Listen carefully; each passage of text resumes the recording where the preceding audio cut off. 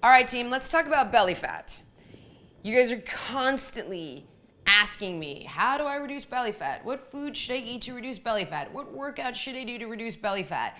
And you guys Google it so often that even I have been guilty of saying like, hey, let's reduce belly fat, just to get you to pay attention to the actual answer. So first of all, we cannot spot reduce fat. We can't. It's physiologically impossible. You can go to a doctor, they can liposuck it out of your body. It's expensive, there's all kinds of side effects. It's unnecessary. I don't recommend it, but that's the only way to do that, okay? So the way in which our bodies store fat is dictated by your hormone balance. So that's why you see things like a woman is a pear, a woman can be an apple, or we can be evenly proportioned, right? But men are always apples. If you see a guy who has fat on his lower body, he likely has a hormone imbalance. So what is this saying? So this is saying that belly fat is predominantly based on your testosterone levels. So if we have more testosterone, we're more prone to store excess energy as fat on our abdomen. Now, if you're an estrogen dominant female, you're gonna store more weight in your lower body, which is my blessing. Oh, my dog's very passionate about that. Okay, so we can't spot reduce fat, so what do, right? There's gotta be an answer. We've gotta reduce body fat overall. Now, there is no diet to spot reduce fat. There are no foods that burn fat.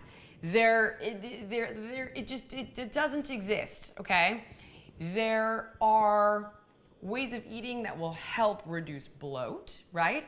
And there are certain foods we can eat that will help inhibit cortisol production, because cortisol actually is that belly fat hormone. So if we can keep that hormone down, but it's a stress hormone. So you gotta manage your stress, you gotta sleep, you gotta meditate.